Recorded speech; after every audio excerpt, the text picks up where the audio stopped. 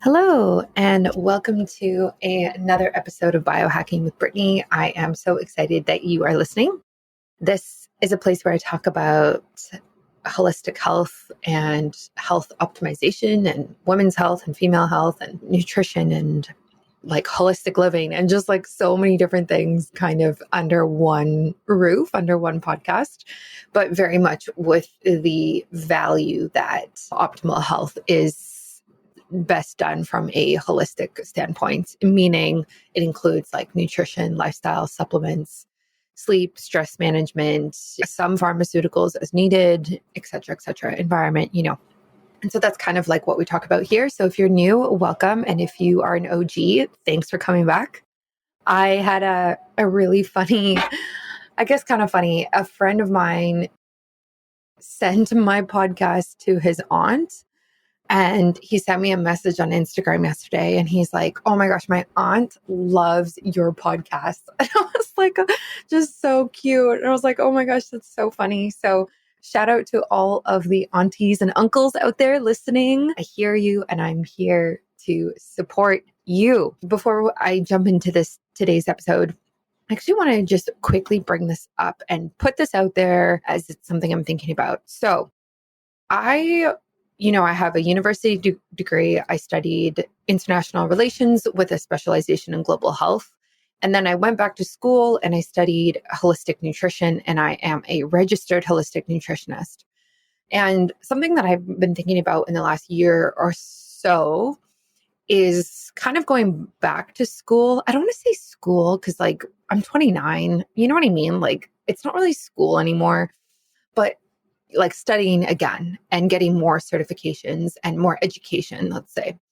So something I'm thinking about for this year is education that aligns with some of the values that I've talked about. So, functional medicine, naturopathic medicine, that type of thing. And I'm looking at different programs and different courses, and I'm trying to understand and see what makes the most sense for me, for my business, for my practice, and like where I want to go. I like being a nutritionist, and I could do a whole podcast episode on my experience with studying and if I recommend it or not.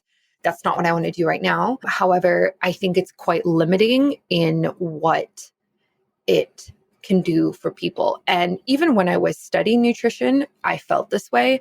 I felt this way before I started studying nutrition. Originally, I wanted to be a naturopathic doctor and was looking at going to school in Canada for that. For multiple reasons, I just decided it wasn't for me and it wasn't something I was going to pursue at the time. And, now it's been a few years later. I'm just looking to kind of like educate myself and round out my education in terms of holistic health and specifically women's health. So I started looking into functional medicine and functional health.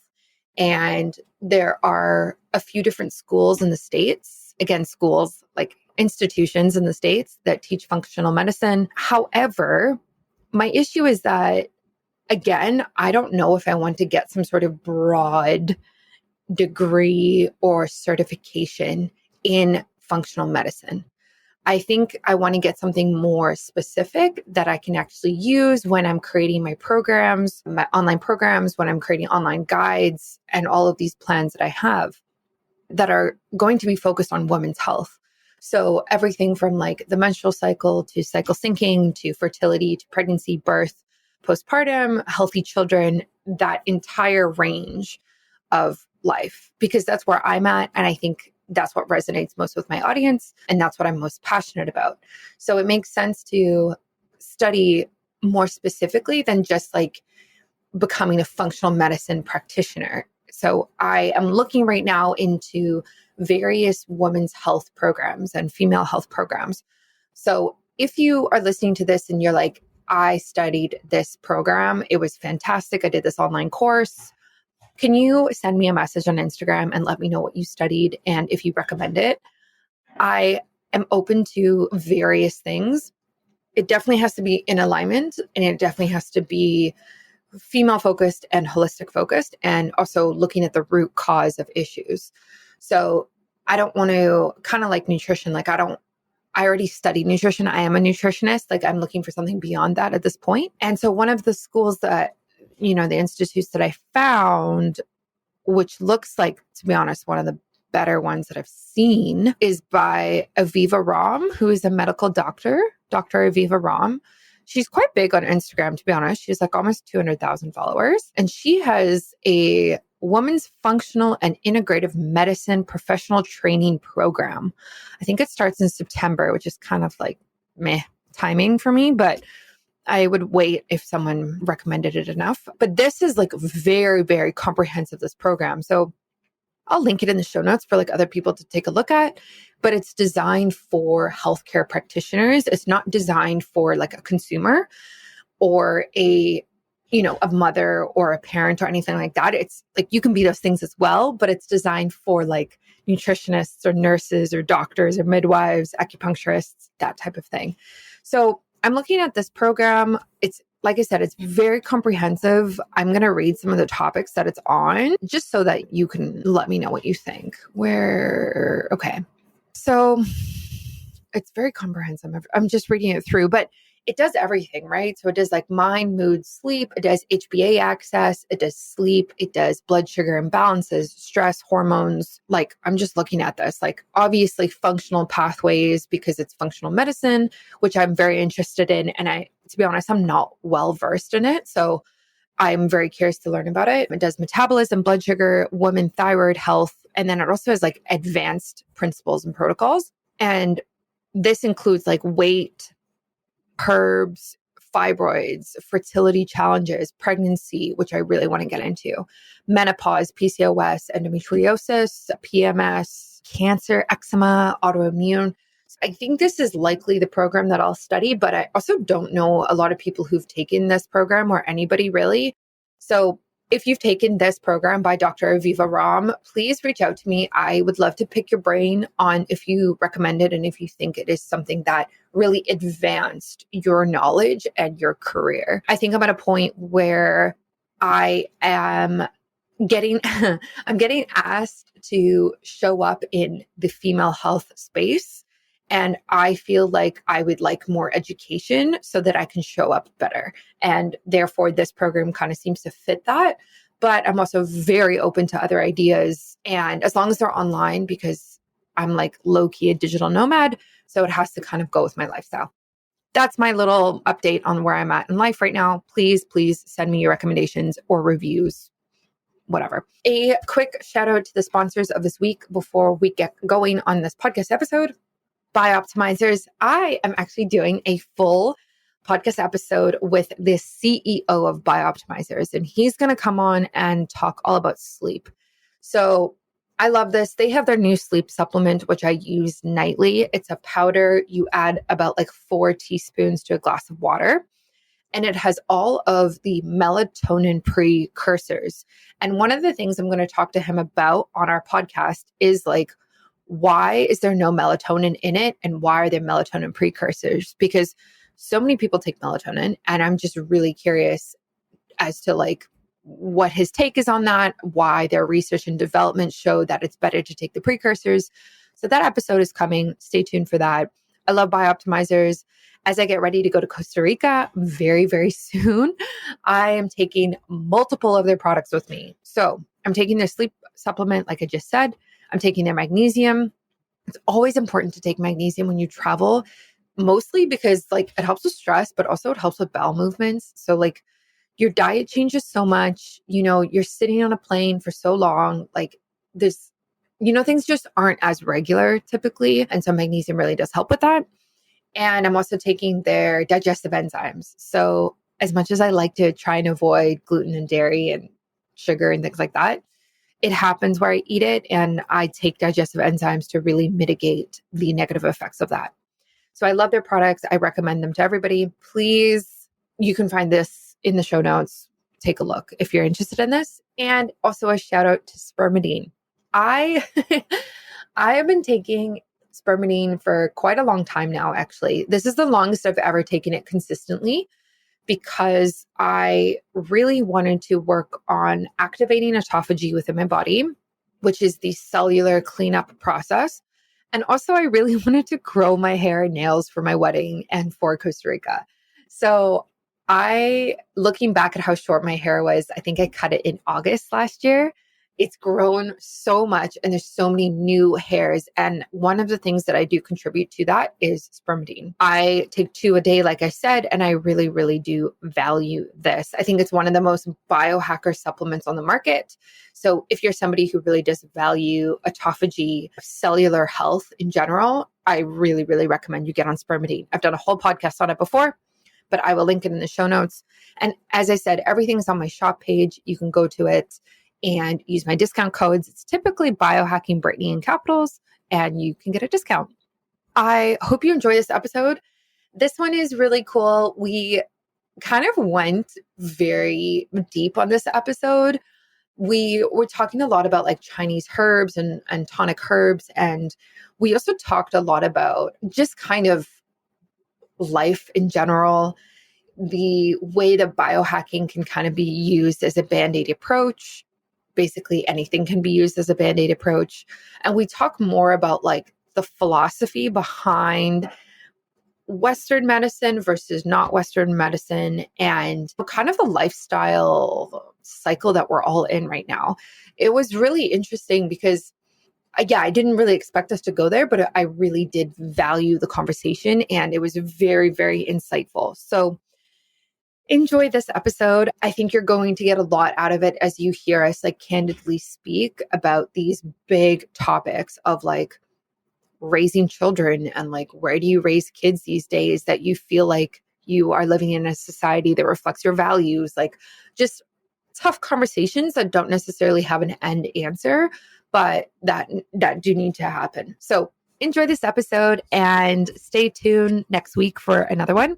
If you are not following me on Instagram, please do so. It's at biohacking Brittany. I am going to Costa Rica for 3 weeks. So if you want to follow my journey as I go and hang out in the Blue Zone, the Nicoya Peninsula, I will be there. And I will do all of the natural, healthy things when I'm there. So follow me on Instagram as I share that. Okay, enjoy this one and stay tuned for another one next week. Welcome to another episode of Biohacking with Brittany. I am so thankful that you are joining this week. This week, I am diving into all things tonic herbs, specifically Chinese tonic herbs, but also mushrooms, even medicinal mushrooms. And I am joined by Brandon Gilbert from Hyperion Herbs, who started this company basically from a passion. He has a passion for Chinese tonic herbs, and I know a little bit about it, but this is definitely not my area of expertise. So when he reached out about doing this episode together, I said absolutely, especially because I just went through my own season of taking specific herbs for some of the health issues that I was dealing with and actually found a lot of success through taking them. So I'm super curious about all of this. Brandon, welcome to the show. Hey, thanks so much for having me on. Okay, so for everyone listening who is like very, very new to this idea, how do you define Chinese tonic herbs to the average person? Yeah, basically the simplest way to look at it is understanding there's many different classifications and tiers to taking herbs, right? So there's some that you might take for a very acute condition under very specific circumstances. Herbs that are very medicinal because they can carry with them side effects. They can imbalance your system. They can be too heating, too drying, too stimulating, too depressing, whatever, right? So tonic herbs would be basically none of that. Tonic herbs would be kind of a different approach, meaning something you can take regularly over a long period of time that's not going to throw your body out of whack. It's not going to be too stimulating or too heating or really too anything that's going to throw your body out of whack. So it's something that almost more like, actually in the cultures that they come from, these are things that are just kind of like a food group that people typically would incorporate in their diets under varying circumstances to just support their health over a long period of time because, they're gentle enough to be taken over a long period of time, but can yield a lot of benefits. So I think that's an important thing to distinguish tonic herbs from, let's say, most other herbs, as most herbs aren't really of the tonic category. There's maybe 5,000 herbs in the Chinese medical system, and maybe only, I don't know, 5% or less would be considered to be tonic. Okay. Yeah, that's actually super helpful because I wasn't sure what the distinction was there between just Chinese herbs and Chinese tonic herbs. So when you say like taking them for a long time, like how long are you typically thinking? Well, at least for me personally, I've been taking many of the herbs for, I don't know, almost 20 years at this point, Oh, roughly. wow. Obviously, some more than others and take breaks and cycle through, but pretty regularly over that period of time. And my immune system has improved. A lot of issues have gone away and things of that nature. Because, like I was saying earlier, they're kind of a lot closer to food than they are supplements or like drugs. But also, to really fit into that category, it's an even smaller selection of herbs. Like, let's say in Chinese herbal, the whole pharmacopoeia, there's only less than 5% are actually tonics. But even within that category, there's even less so that are kind of really more like the food group, which then that kind of gets into the mushrooms and maybe things like goji berries and things of that nature that are just kind of generally nutritive and supportive for people and tend to work for a lot of people across a wide range. That's the other thing too, is, usually you would go to a practitioner to get a specific formula for a specific diagnosis that was completely and 100% custom tailored to your exact situation. And then when that situation changed, you would then take a different formula or you would stop taking them altogether. That's kind of the medicinal standard approach. Whereas now in modern times, kind of the more popular trendy thing is people using tonic herbs and adaptogens just to more so like support their health and maintain their health and maybe be a little proactive on their health and be preventative. So then that's where, things like the mushrooms become more and more useful, I think. Yeah, I love that. That's basically, I've done it a couple different ways. So when I was working with my traditional Chinese doctor, she's also an acupuncturist. She did exactly that. She created a formula of herbs for me to take, and it's in like a powder form, and I add hot water and I take it 3 times a day. And it was ideally for about 3 to 4 months. It was like a specific protocol to help heal a specific issue that I was dealing with. But I've also taken mushrooms and adaptogens and different things like that on and off for years.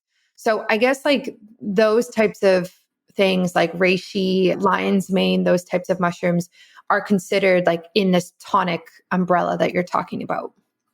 Yeah, exactly. And also they've been used as foods for quite a long time from the cultures, traditional Asian culture, whether it's Chinese or Korean or Japanese. And these things are kind of just part of their culture, part of their diet, obviously depending on the region where people are, but it's a lot more common. Whereas for us, it's like an exotic new thing, it's like a superfood and an amazing supplement. Whereas like traditionally speaking, it's just been like, yeah, let's just throw this in the soup and cook it. Yeah, honestly, this is a little side tangent, but that happens so often where like there's something that we love about a certain society that's like super healthy and great for us.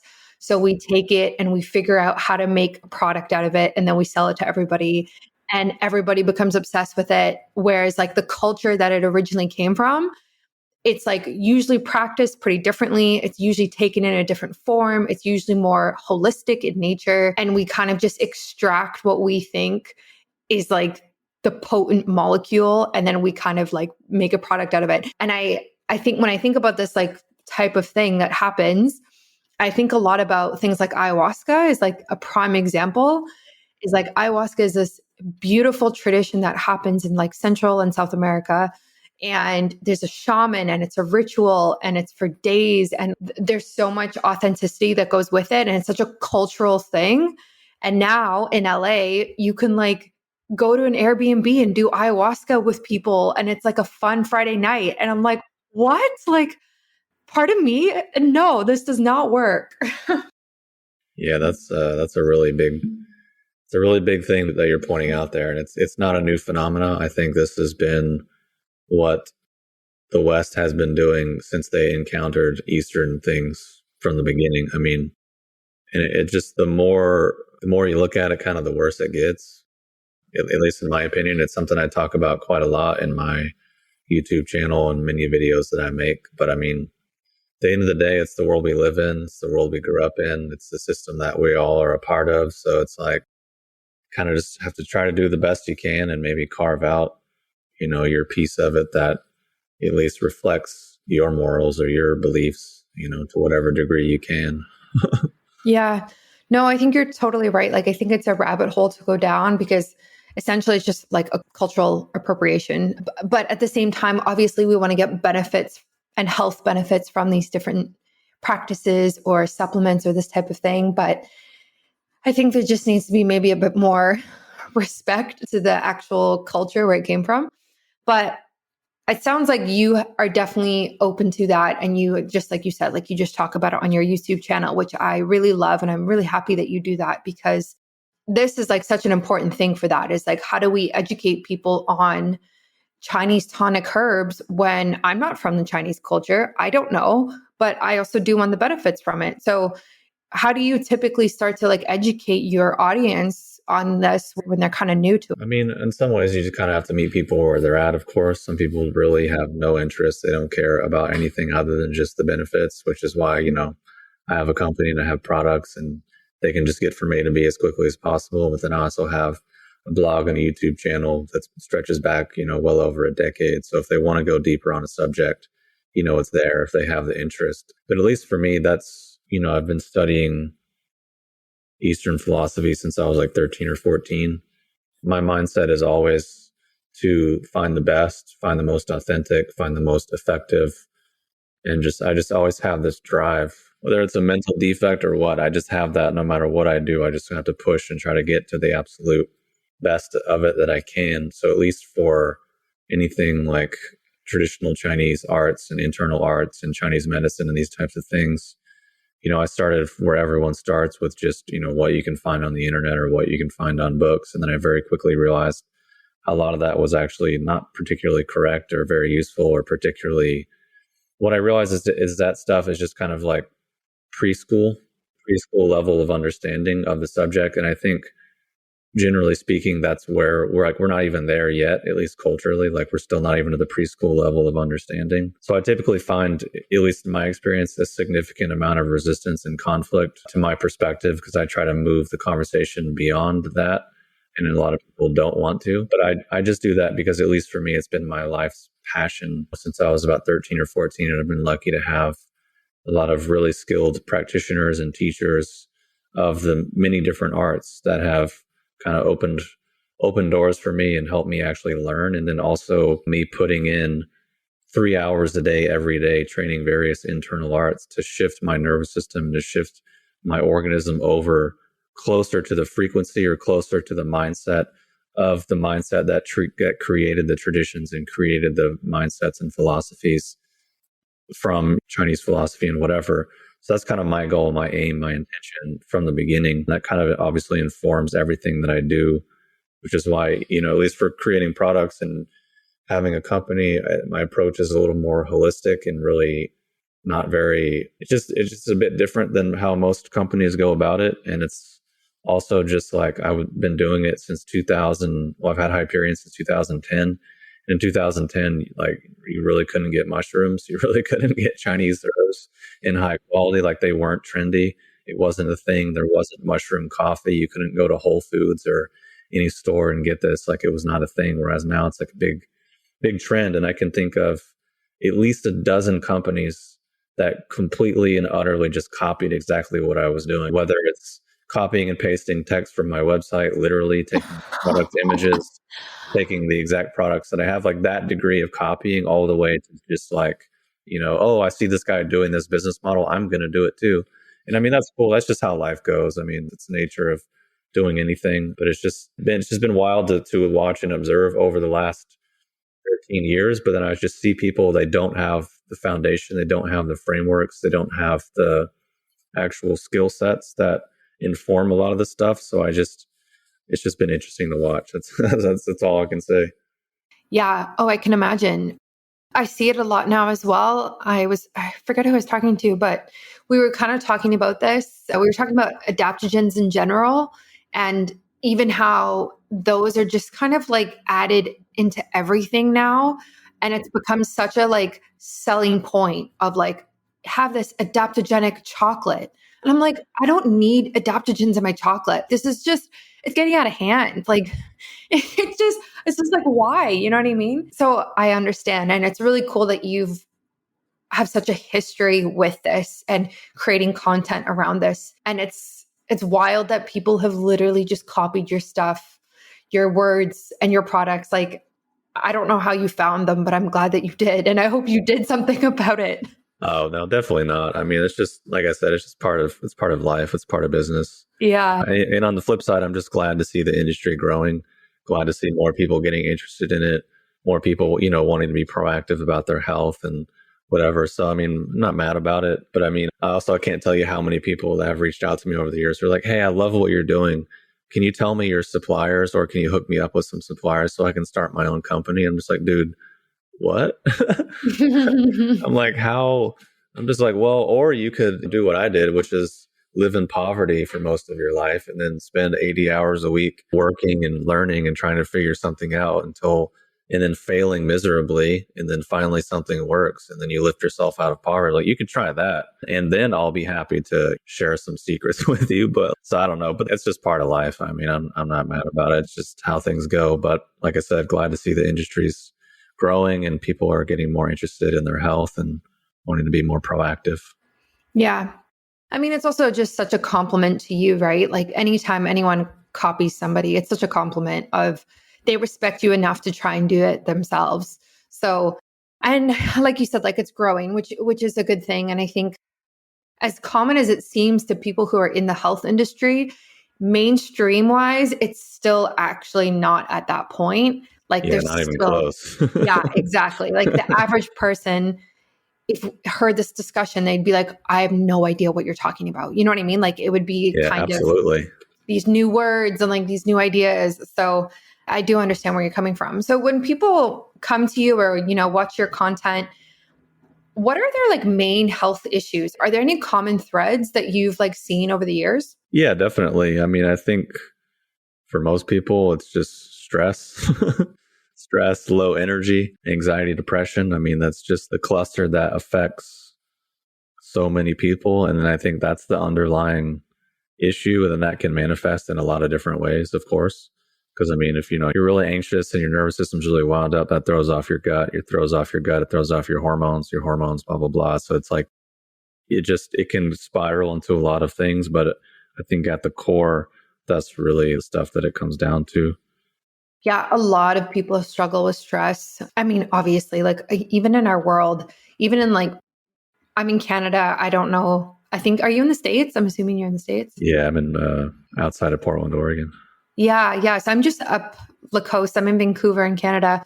And like, everyone is kind of stressed and, this like rushed go, go, go lifestyle. So it makes sense that people are really looking for something to kind of combat that. And do you find that, the herbs that you're recommending really can support that, maybe more long term if they take it for a few months type of idea?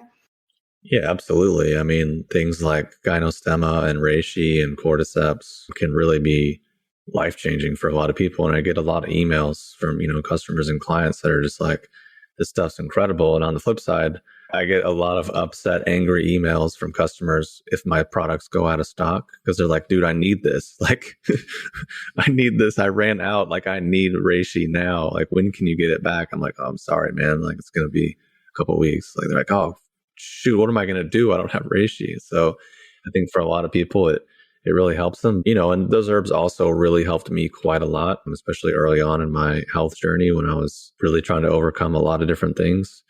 And I think also what I tend to try to suggest to people, which typically falls on deaf ears, which is just maybe look at why you're stressed and see what you can eliminate. Because how what I'm always continually confused by is we live in a point in human history where our lives are, by most measures, absolutely more comfortable and more easy than they've ever been, ever, right? And we have more access to everything that we ever could possibly want, like things that emperors, kings couldn't even fathom is accessible to like the average person. obviously on a spectrum because, we all have come from different circumstances, of course.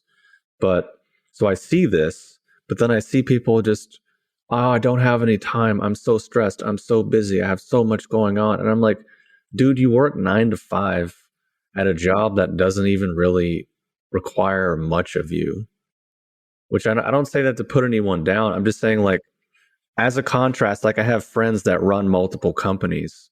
And if you run multiple companies, there's no 9 to 5, there's no clocking out. It's 24/7. There's always stuff to do.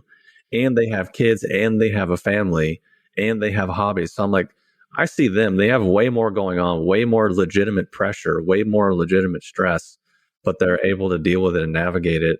But then I have friends that like have the easiest, most chill lifestyle, but there's like, oh, I'm so stressed, I'm so busy, I'm so overwhelmed. And I'm like, well, that's your fault, actually. Yeah. Like that's the choices you're making and how you're dealing with situations and responding. So I tell people, they're like, oh, how can I have more energy? I'm like, well, relax. Don't just have to be so stimulated and ramped up all the time. Maybe learn to actually relax. Maybe try to like look at your life and realize what doesn't actually really need to be there. What is like really important to you? What are the few core things that are actually important and rewarding? And then what else can you just stop doing? Because the thing is, like, our phones and our technology and computers, this is all amazing. But I don't think a lot of people are prepared and skilled to how to use them appropriately and not be just used by them. So we're like, I just see so many people just getting completely fried, like their nervous system's just getting completely fried from all this input, all this stimulation, all the decisions and micro decisions they have to make every second, that it's like our nervous system isn't really prepared for and people don't really know how to deal with it. So it's like that stuff just builds and builds and builds over time in people's nerves, but they don't really have a way to acknowledge it or release it directly. So then that usually is going to lead to a big problem. And I think just on like a wider scale, I think we're really heading into the next 5 to 10 years, people are going to really start falling apart. We already saw a preview over the last 3 years, I think, with the pandemic and the pressure that put on everyone. And I think it's just going to get worse, especially with AI and a bunch of the other stuff that's going to come on board and just completely change the whole face of our culture and society. So I just try to kind of prepare people, like, look, maybe change your mindset, like try to get organized and prioritize your life, because more information is absolutely coming your way all the time. So you need to be able to prioritize and deal with it, or just be able to completely turn it off. For example, like, I'm active on YouTube and I have a company and I do all these things, but I don't listen to podcasts. I don't read books. I don't consume content. I don't do research. I don't read articles. Like, I don't engage with much content of anything, of any sort, over the last 7 years. Cause like, if I spent a solid decade, just like I worked at a library, I was in school, I just soaked up all this information. At a certain point, I realized, like, okay, enough's enough. Like, my nervous system is reaching a boiling point, and I need to actually prioritize and step back. So then at a certain point, because people ask me like, oh, who do you follow online? I'm like, no one. Like, I'm not engaged in like the information business. Like, if I have a problem, I'll seek a specific solution, of course, and then I'm kind of done. But from what I've learned, at least from my own experience and what I've seen from other people, I think that's more of an appropriate way for utilizing the technology, that I hope more and more people can learn and adapt over time, because otherwise it's going to go very poorly. Because it's like I go out to eat and I see people, everyone's on their phones. And then not only is everyone on their phones, but the restaurant has like 10 TVs blasting.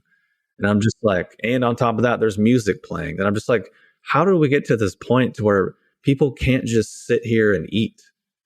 Or like, if I go to the gym, it's like massive music blaring super loud. You can't even talk. TVs everywhere. Then everyone has headphones on and everyone's drinking like pre-workout caffeine, anhydrous, BCAs, like all this stuff.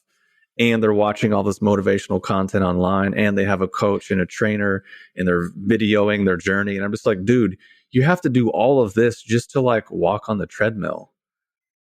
like, I'm like, how did we get to this point to where these like basic human activities require so much to do, but people don't realize the strain that puts on their nervous system and how that it's all these healthy behaviors that are actually, I think, taking people in the opposite direction, which I guess is cool for me from a business standpoint because people want to buy like herbs to help them adapt to stress. So it's like, it's great. It's cool. But I also just try to tell people like, hey, let's like maybe look at the human element as well, and maybe use our brain and use our higher faculties to maybe look at the situation that we are in and try to adapt to it as efficiently as we can, because it's, the circumstances aren't necessarily going to change or get better, but how we can respond and adapt to them is something that can change or get better. Are you tired of tossing and turning all night, never getting a good night's rest? Well, you are not alone. Over 70 million Americans suffer from insomnia. That's why my friends from BiOptimizers have some great news for you. They have created Sleep Breakthrough, the ultimate solution to consistently getting your best night's sleep. Sleep Breakthrough is the first fully optimized, delicious sleep drink designed to help you fall asleep in minutes, experience deep, high-quality sleep, and wake up feeling refreshed and energized every morning.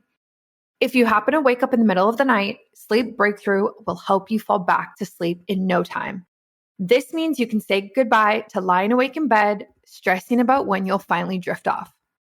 And no more groggy mornings or feeling like you didn't get enough sleep. You can visit sleepbreakthrough.com/biohackingbrittany to learn more and order now. In addition to the discount you get by using my discount code biohackingbrittany, for select orders, you'll receive a pair of blue light blocking glasses and other special gifts. So go right now. This is the drink that I use every single night to help me sleep and be refreshed for the next day, and you can try it too.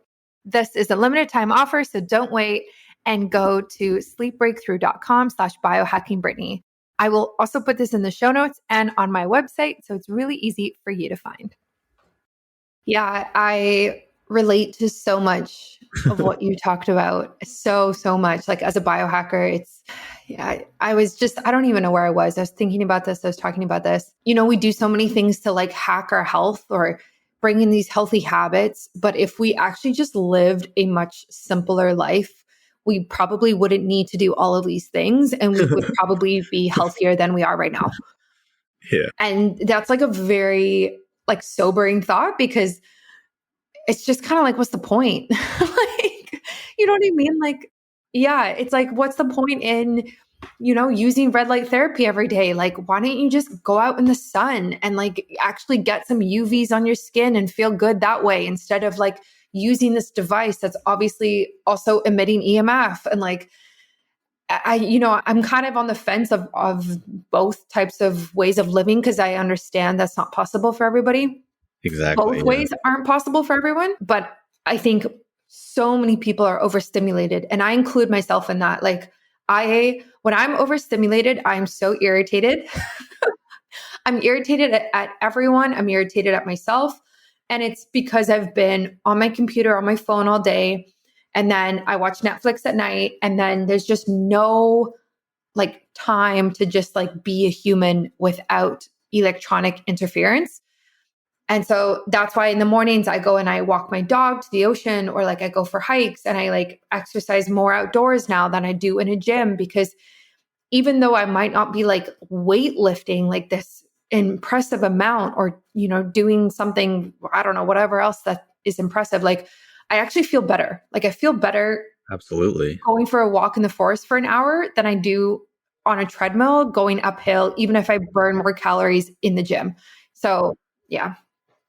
Yeah, that's all so true. And I think one thing I realized at a certain point is like, people are just biohacking so they can do more biohacking. Like Yeah. a parallel I can think of is like people that get rich teaching other people how to get rich, teaching other people how to get rich. It's like, what's your business? Oh, my business is teaching other people how to start a business. Oh, well, what's their business?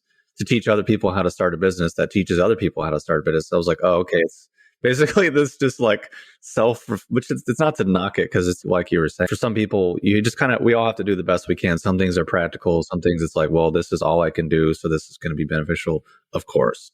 But it's like once we reach a point to where we have all this extra time and energy and resources to just, I mean, as much as I love Ben Greenfield, I think he's just like a great example of it. When he's like, I see his like daily routine. I'm like, dude, he has to do like 1,000 biohacks just to like write an email. I'm like, really? Like he's just biohacking to biohack, which I get. That's his job. That's his career now. So it's like, I understand. But it just at a certain point, I'm just like, this is not actually healthy. It's the opposite. It's like, I remember when I learned about orthorexia and I was like, oh. I was in my early 20s and I was like, oh, okay. All right. This makes a lot of sense. But like I said, it's the world we live in. So we have all these, we went from like no solutions to like, here's a million solutions. So it's like now we have just to be able to sort through it and try to figure out what actually makes sense and is Totally. useful for us.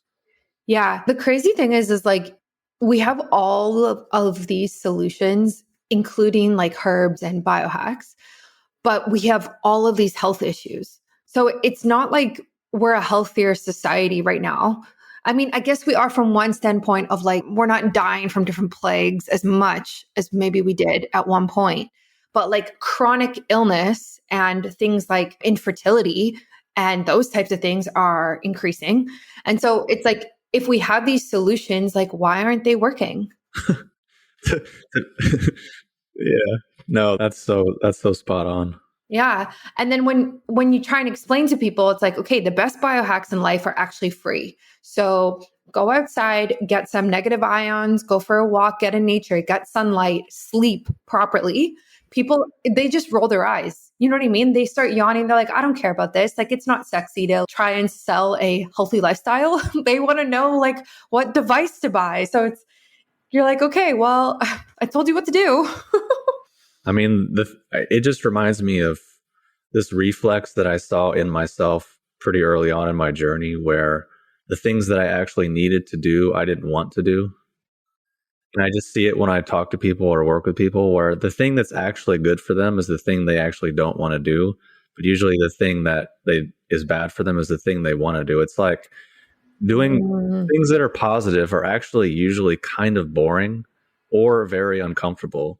Like if I just wanted to do what felt good and was exciting, I would just order like Pizza Hut deep dish and play video games all day because that's the one of the most exciting short-term enjoyable things I can think of right now. But like versus I'm like, well, or I could just, I don't know, eat normal food and then go hike for 3 hours or do like a workout.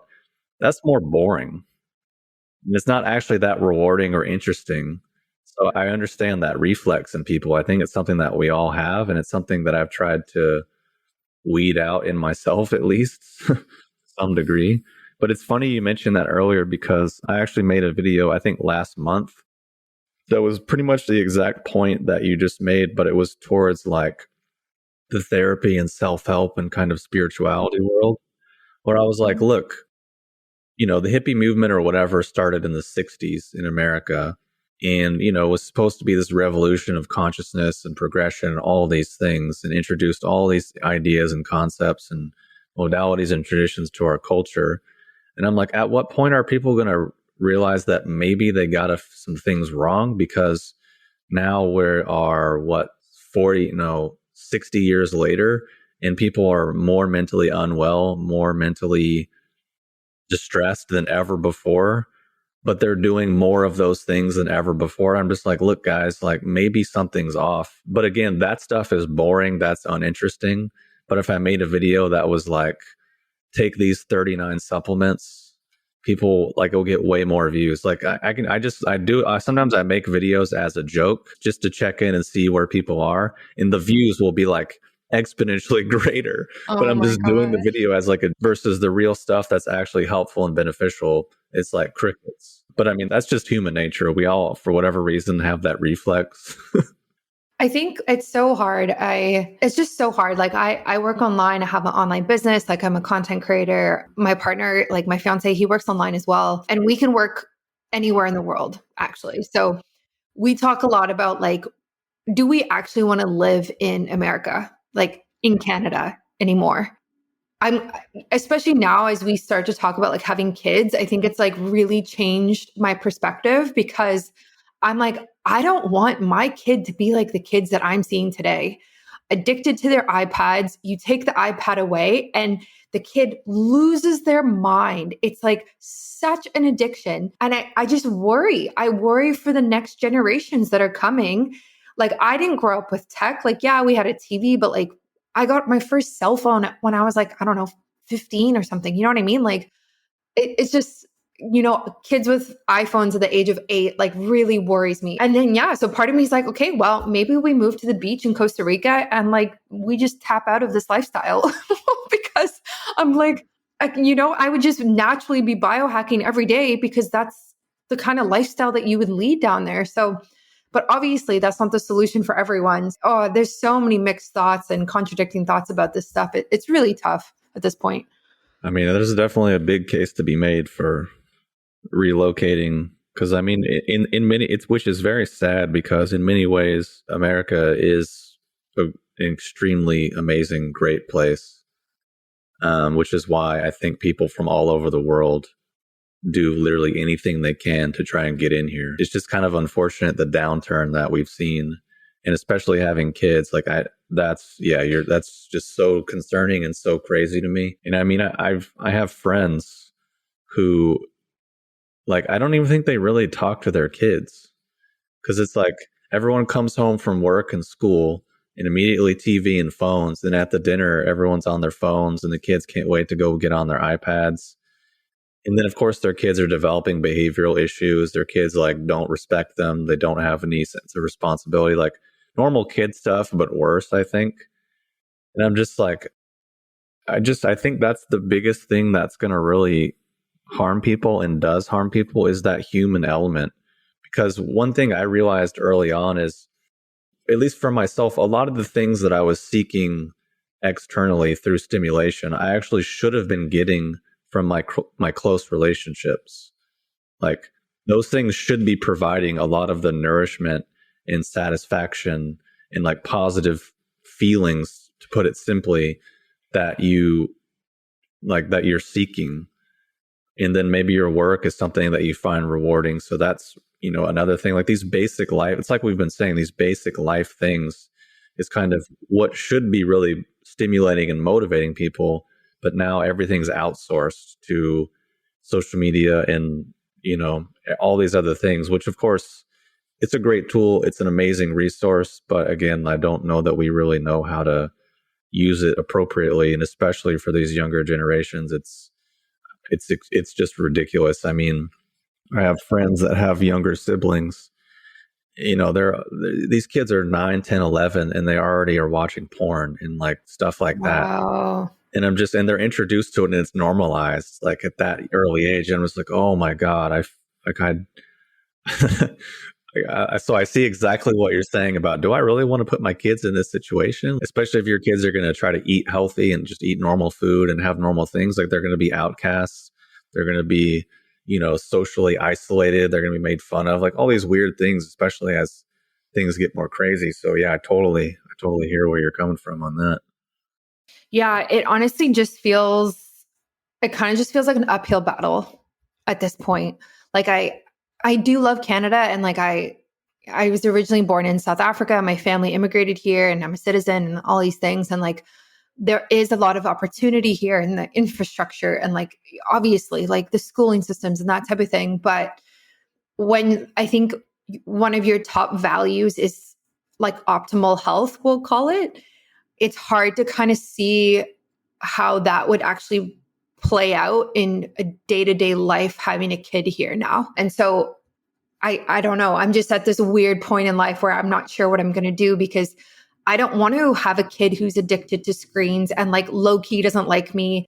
And I have to rush them to hockey practice every day. And we're stuck in traffic and there's noise and pollution. And, it's raining outside. There's no sunshine, like all of these things. I'm like, okay, like, how is this good for us? Because my kid can skate on the ice and then be addicted to his phone right away afterwards. And like, I don't know. I'm not saying like, I don't know. I have no like firm conclusions at this point, but it's very challenging and I don't know. I don't know anymore. Yeah, I understand. I mean, those are all really, I think, good questions. And I mean, Yeah. I have friends with kids that they've raised their kids kind of alternatively, and the contrast between their kids and the kids in their peer group is like staggering. They're bigger, they're healthier, they're smarter, they develop more quickly, they're more intelligent, they're more aware. Like it's just, I mean, I don't have kids myself. I've not necessarily had that desire, but it's been amazing to just see it in my friends, just the differences that these small things make, just like raising their kids eating normal food, like just basic, simple stuff like that. And their kids are just so much healthier and more vital and more mature than the kids in their peer groups. Like it's ridiculous. That's awesome. I'm glad that you have like people in your life like that, that you can see it as an example. That's really great. Like yeah, it just feels like an uphill battle. And I would love to hear what they would think or people like that think, because even things like, having a home birth feels like an uphill battle, or deciding what vaccines your kid gets. If you don't agree with what the government says, you have to fight against that as well. So you're kind of just, I don't know, it's not that I can't fight for these things. It's more of exactly what we said before, is like, my nervous system doesn't need this. Like, it doesn't need this. So, but then we can swing back and like, obviously I can take certain herbs and different things to help. So we'll see. Do you have any woman who, a lot of my audience is women. So do you have any women who come to you with specific health problems that are related to women, and maybe you recommend like specific herbs for them? That's definitely been something I've been trying to think about for as long as I've had the company. Because at least for men, hormonally speaking, it's a little more straightforward. Like, here's a men's health product, easy. For women's health, it's not quite as that cut and dry from what I've seen, just because the mechanics are a lot different. So I don't sell anything particularly that's like targeted for women in their issues specifically. But I mean, obviously things like reishi or cordyceps or lion's mane or gynostemma can be very useful and beneficial just across the board, especially gynostemma. It can regulate so many different functions in the body. But at least what I can hypothesize after 38 years of knowing women in many different capacities, in terms of like, one of the core things that I see causes a lot of imbalance, at least according to like Chinese medical theory, is women are really governed by blood, which is like, I guess, kind of obvious. I mean, if we just look at the menstrual cycle and how important that is, but at least if we take it deeper in Chinese medicine, the way blood is understood and the way it affects our psychology and our digestion and basically every process in our body is an extremely deep thing. So basically, what I see that causes women a lot of problems is mental, emotional stress that causes constraint or perceived constraint that then translates to their liver, and then their liver becomes constrained, which what that means is their liver doesn't process blood like it should. So then their hormones get out of whack, their menstrual cycle goes out of whack, their mental, emotional balance goes out of whack, because those are all processes governed by blood and the stability of the blood. But then the biggest thing that can throw that out of whack is like this perceived constraint, which again, that can be an even bigger conversation if we start talking about cultural and social dynamics, and then the amount of constraint that can put on someone. That's a whole other conversation, which we won't get into. But I've just seen that to be really the core thing. So if they wanted to learn more about basically just eating foods that nourish the blood and things that move the blood, those are basically the biggest things that can benefit women across the board, whether it's a hormonal thing or food thing or an energy thing, or, like across the board, those mechanics are typically what is at play. Or if they're cold all the time, same thing. Like, that's all just aspects of blood. Because the thing is our blood in our body doesn't really move in the way in which we kind of think. Like, we think our heart is just pumping and it's just like pushing blood all through our body. That's really not how it actually works. Like, a lot of people have a lot of blood stasis, which means their blood is really not moving very well, which means their fluids in their body aren't moving very well, which basically creates a lot of internal discomfort and creates kind of the breeding ground for a lot of imbalances to arise. So just with those kind of mindsets in place, I think that's a really important thing. Also because, I mean, if I generalize, which hopefully doesn't offend people too much, but at least to me, I kind of generalize that women typically, obviously not all women, but women typically as compared to men tend to be a little more emotionally oriented. And obviously, if you talk about the heart and the emotions and the blood, like obviously that's all interrelated. But that also relates to your liver as well. I just say that because like my emotional range is like, I didn't get something, so I'm annoyed, or I'm afraid something might happen, so I'm nervous. Like that's about my emotional range. Like there's not a lot of fluctuation or cycle or ups and downs. So it's not a very deep, like profound relationship to emotions. Whereas a lot of my female friends, they have a much more deep and intricate and profound relationship to emotions than I do. So that's kind of why I say what I say, but all of those things can definitely mess with the blood. So obviously like that's why it's a little more tricky to like have a specific formula for women, although I think any formula that is like supportive for moving the blood would be really useful for women. But I think that would be something that's probably better for someone to go to an acupuncturist or a Chinese herbalist to get, just so that person can make it specific to them and they'll get the best results rather than like going on Google and being like blood moving formulas and like trying to do it yourself. Yeah. I just think that's, at least from what I've seen, that's the biggest thing. And also like PMS, for example, basically is just blood stagnating in the liver, to use Chinese medical terms. Because like I've experienced that before. I've had liver qi stagnation, which causes my liver to get stagnant, which means then I get bloated, my digestion gets thrown off, I'm really irritable, my mood is up and down. Like it just throws everything off because it's like really the stabilizing element in our system. So that's kind of why I say those things, and why generally speaking for women, supporting the blood and moving the blood, either obviously through what they eat and then through how they move and exercise, which if I can share an unpopular opinion, Yeah. based on Chinese medicine, women should not be vegetarians because of the blood aspect. It's not to say that they have to eat meat like every single meal, every single day, but like, because I know some women that are like vegetarian 90%, but then around their cycle, they'll like eat some beef just for the blood nourishing aspect, and then they're fine. So it's one of those funny things. I remember one of my Chinese medicine teachers was talking about it. And of course, people were super upset. And he was just basically like, usually the people that want to be vegetarian shouldn't. If you think about like a stereotypical, like kind of like super flexible, kind of yogi kind of chick, she probably should not be a vegetarian. Whereas you think of the exact opposite, like kind of a guy who's like, well, I can think of one of my friends. He's like 6'3", super robust, super warm all the time, weighs like 200 and something pounds. He could actually be vegetarian and kind of be fine. So but he never would be, because he's like, no, I need my meat. So it's like, it's another one of those funny things where sometimes we do the thing we want to do that sounds good is actually not the thing we need to do. But that's kind of why I like the Chinese way of looking at things, is because it's actually understanding the organ systems and the organ functions and basing things off of that solely. So anyways, I know that's maybe a little unpopular for a lot of people, but that's okay.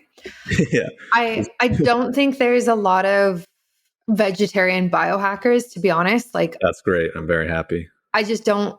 I mean, I know there are, and there are vegan ones too, but I would say that a lot of biohacking people talk about organ meat and raw milk and grass-fed meat and that type of thing. So, and that's definitely like the stance that I take. Like, I am a nutritionist as well, and I am not vegan or vegetarian. I never have been.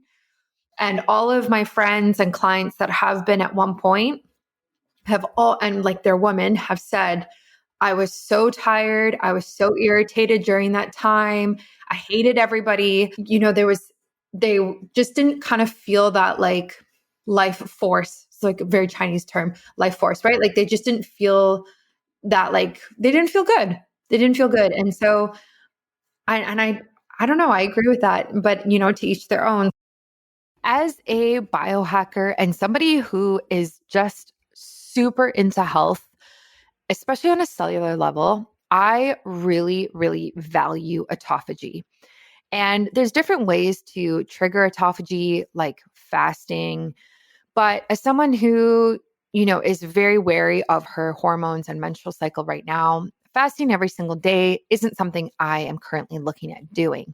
However, you can trigger autophagy through taking spermidine. So I take spermidine from a company called Spermidine Life. I talk about them on my social media as well. And essentially, I take 2 of their supplements every single day. Autophagy is the cellular renewal process that happens. And when you take spermidine, you are helping to trigger this to happen more often and more frequently. And so basically, you are getting healthier, more active, cleaner cells and kind of killing off and getting rid of the ones that are sluggish and old. And we really, really do want to help this process and let it happen more naturally in the body, but we can also support it through taking spermidine. This process decreases as we age. So it actually gets more and more important that we, bring in things like a spermidine supplement to support it. You also notice a difference about 2 to 3 months after taking spermidine every single day in your hair, skin, and nails. It has made my hair grow. My nails are so long right now. Seriously, they are so long. And it really helps you have glowing, healthy skin. So it helps with longevity. It helps with cleaning up your cells. And it helps with all of the beauty things that we all care about. You can try spermidine. I suggest it. They even have a subscription. So you just sign up for a subscription and then you don't even have to think about it. It just gets delivered to your house. Isn't that so easy and smart? I take their current one that's called Extra Plus. This has 1,300 milligrams of Celvio wheat germ extract in it, which is the spermidine. You can go to my website, www.biohackingbrittany.com, go to my shop page and click to Spermidine Life right there. Use my link, use my discount code, which is Biohacking Brittany in all capitals, and you will get a discount on everything. They even have powder forms you can add to water. They have stronger forms, which I'm taking right now, or you can take the basic formula. There's lots of different options for you. And it will be linked in the show notes of this podcast episode as well. So go right now, try Spermidine Life if you want to enhance your autophagy, support your longevity, and also get some hair, nails, and skin benefits. Quickly, before we wrap up, just for the men listening, is there kind of a different organ that you associate with men? If like women is more liver and blood, like what would you say for men? Yeah, men, I wouldn't say it's necessarily an equivalent thing just because we don't have like a menstrual cycle. So men are actually a little more, just simple and straightforward, I think. So like taking products and stuff is a lot easier. It's like boost testosterone, easy, done. But also, for men, I think obviously if we were to say an organ, could probably look at the prostate because that's one thing that as men get older, it tends to be something that causes problems. And sadly enough, even for a lot of younger men, I'm talking to some of my friends that are pharmacists and they have people in their late 20s, early 30s already getting Viagra and Cialis prescriptions and like having severe, erectile dysfunction, all these things. So, to your point earlier, yeah, we are healthier in many ways, but in many ways, we're actually a lot worse off. But I think something like nettle root is really one of the better things for men for a couple of reasons. First is it supports the prostate and prostate health in a pretty general sense. So it's just kind of a nutritive, supportive thing to kind of add in, especially as men get older, 20s and 30s, maybe not that big of a deal. But the second benefit it has is that it can actually raise our levels of free testosterone because testosterone is kind of a whole complicated chain of events, let's say, but really what matters is the amount of free testosterone, meaning the amount of testosterone that's actually available for our body to use. Because we can have a lot of testosterone, but it can be bound up by a certain constituent in our body that makes it pretty much useless to our body. So nettle root is cool because it binds to the thing that binds to testosterone. So then it can actually allow us to naturally have more free testosterone without having to take something to ramp up our testosterone. Which to me, that's a smarter approach because you're getting more from less. Whereas a lot of people want to take herbs like Tongkat Ali or maca or a bunch of other things, which can be okay in a short-term sense, but typically your body will regulate against it and it will stop working. And for a lot of people, it just overheats them because a lot of men actually just want to be more and more overstimulated and they think that's normal. When in actuality, if they can lower the stimulation and relax and be softer, then they'll have more energy and they'll have more. Because it's a good way to illustrate it is like if you walk around and you're constantly contracting your bicep because it makes you feel strong, you're just basically building tension in your nervous system, right? But the irony is that actually the more that, let's say, your bicep can relax and lengthen, you actually increase the contractive potential that it has, but you're doing it from the opposite mechanic. But a lot of people live their life as in, oh, I'm constantly contracted, so I'm feeling a lot and a lot's happening and I'm stimulated, so that must be positive. But it's like, well, no, for the short term, it's fine. But in a long-term scheme, you're probably just depleting your system or putting more tension into it, which then you're going to then have to do another thing to counteract the thing you did. And it just creates a whole other thing. So I just from being a guy, from having that mindset for many years, that was a very useful lesson for me to learn, especially once I got into my 30s and my hormones started changing a little bit, because it's, you're in your teens and 20s, like it kind of doesn't even matter. You can do whatever you want, but but you can't really live that way as you get older because you really start paying the price. And then basically the last thing I'll say is like how you live in your 20s determines the life that you have in your 30s. How you live in your 30s determines the life you have in your 40s, and on and on and on. So it's like there is a cumulative effect where some of the stuff we experience today isn't necessarily a symptom of today. It's something that we're paying for that we did, I don't know, 5 or 10 years ago or whatever. So that's why my approach is always tries to be a little bit more long-term, a little bit more gentle, and not quite so aggressive or overstimulating. Because I think there's enough of that in the world. And that's kind of I think many of our like natural inclinations to just like ramp things up more, when it's like, I think maybe we need to go the opposite direction sometimes. Yeah, I love that. And I know that you sell nettle root extract on your website. I'm looking at it right now. Exactly. I just brought that back because I had so many people that were genuinely upset because I dropped it from my website for a while because I was like, it's not really selling that well. And compared to like the other herbs, and like people were really pretty upset because they were like, this has changed my life. It's changed my health. I've tried everything else. There's nothing else that's as good. This quality doesn't compare. And I'm like, okay, dude, sorry. I'll bring it back. Yeah.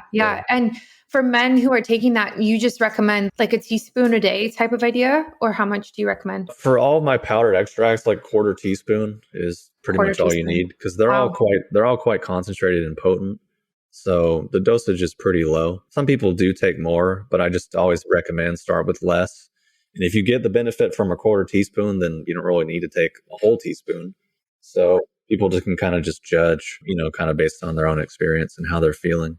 Yeah, I might order some for my fiance because he takes a herbal blend right now to support his testosterone levels, but I actually don't know if there's nettle root in it. I'm going to go look at it after this show now that you brought it up. There's obviously like maca, some other things in there as well, but it might be good to just take this like pure extract as well and see how it impacts him.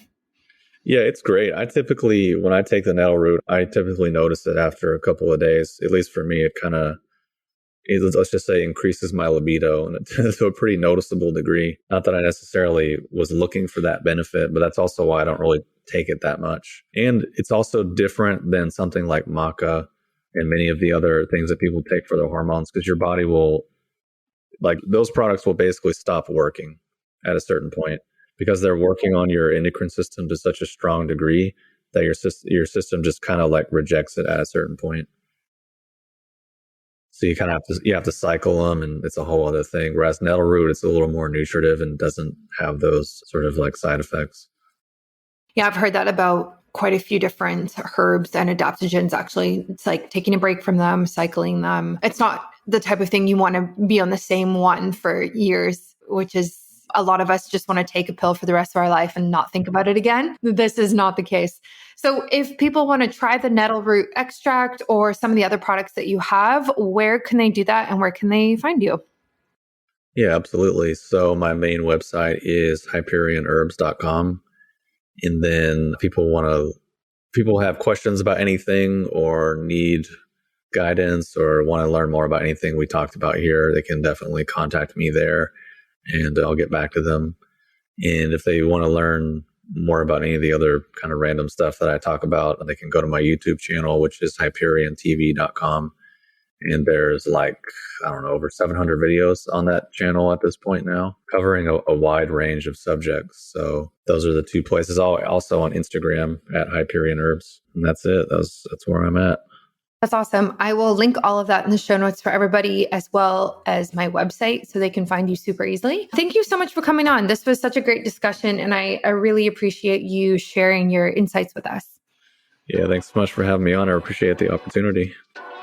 Thanks for listening to another episode of Biohacking with Brittany. If you're interested in finding the show notes or the sponsors for this episode, you can do so on my website, which is biohackingbrittany.com. Remember to follow me on Instagram, where I'm most active. My handle is @biohackingbrittany. And if you're interested in working together and you want to email me directly, you can do that. My email is info@biohackingbrittany.com. And I look forward to hearing from you and having you tune in next week.